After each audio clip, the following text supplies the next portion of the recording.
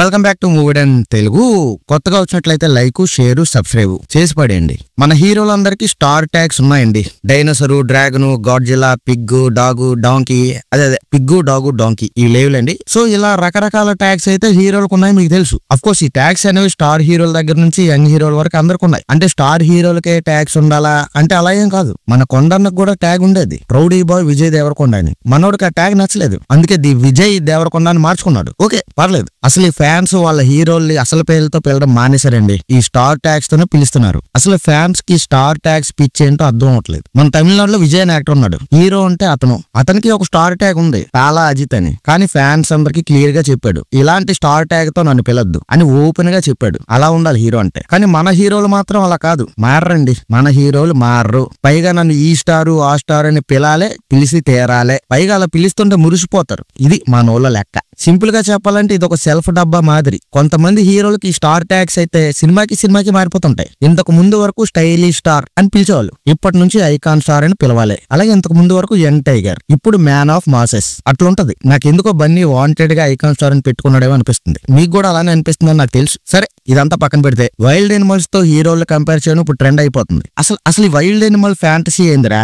Video చూస్తున్నారు కానీ like చేయట్లేదు. లైక్ చేసాను తొందరగా. అసలు ఈ వైల్డ్ ఎనిమల్స్ తో కంపారిజన్స్ ఎలా ఉంటాయంటే, హీరోలు చేసే సినిమాల్లో వాళ్ళ క్యారెక్టరైజేషన్లు, బాక్స్ ఆఫీస్ దగ్గర హీరోల పర్ఫార్మెన్స్లు, స్టార్ పవర్. సో వీటిని బట్టి వీళ్ళకి ఒక ట్యాగ్ ఇచ్చి పడేస్తారు. ఆల్రెడీ బాలయ్యని నందమూరి నటసింహం అంటారు. అలాగే జూనియర్ ఎన్టీఆర్ యంగ్ టైగర్ గా పాపులర్ అయ్యాడు. ఓకే, నందమూరి నటసింహం అంటే సింహం లాగా ఏమైనా యాక్ట్ చేస్తాడా? ఏమంటే నాకేం అర్థం అవట్లేదు, మీరే చెప్పాలి. సరే, ఈ టైగరు గీగరు ఇవన్నీ అయిపోయి ఇప్పుడు కొత్త ఎనిమల్స్ రావాలి. డైనోసరు, డ్రాగను, లయను, గాడ్జిల్లా. ఎస్, ఇప్పుడు హీరోలందరికీ ఇలాంటి టైటిల్స్ ఇస్తున్నారు. ఫ్యాన్సే కాదు, డైరెక్టర్లు కూడా హీరోల్ని ఈ పేర్లతోనే సోషల్ మీడియాలో ట్యాగ్స్ చేస్తున్నారు. ఫర్ ఎగ్జాంపుల్ కి Pushpa 2 the rule world wide గా బాక్స్ ఆఫీస్ దగ్గర రూల్ చేస్తుంది. 9 రోజుల్లో 1135 కోట్లు కలెక్ట్ చేసింది. అంతేనండి. ఉరుకట్టు పన్న బన్నీ బాక్స్ ఆఫీస్ గాడ్జిల్లా అయిపోయాడు అంతే. ఇంకొంతమంది సోషల్ మీడియాలో ఫిక్షనల్ మోన్స్టర్ అని కూడా పోస్టులు పెడుతున్నారు బన్నీ గురించి. నెక్స్ట్ మహేష్ బాబు SSMB 29 కోసం రాజమౌళి గారి కెన్యా వెళ్లి లొకేషన్ వెతుకుతున్నారు. అక్కడ అంబోసి నేషనల్ పార్క్ లో రాజమౌళి గారి సింహంతో ఒక ఫోటో పెట్టారు. అఫ్ కోర్స్ దానికి మహేష్ బాబుని కూడా ఇన్స్టాగ్రామ్ లో ట్యాగ్ చేశారనుకోండి,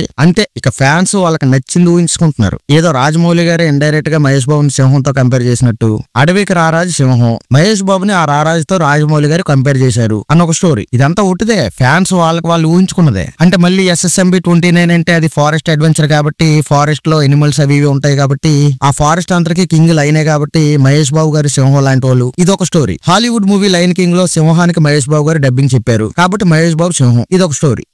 పిచ్చండి ఇదంతా.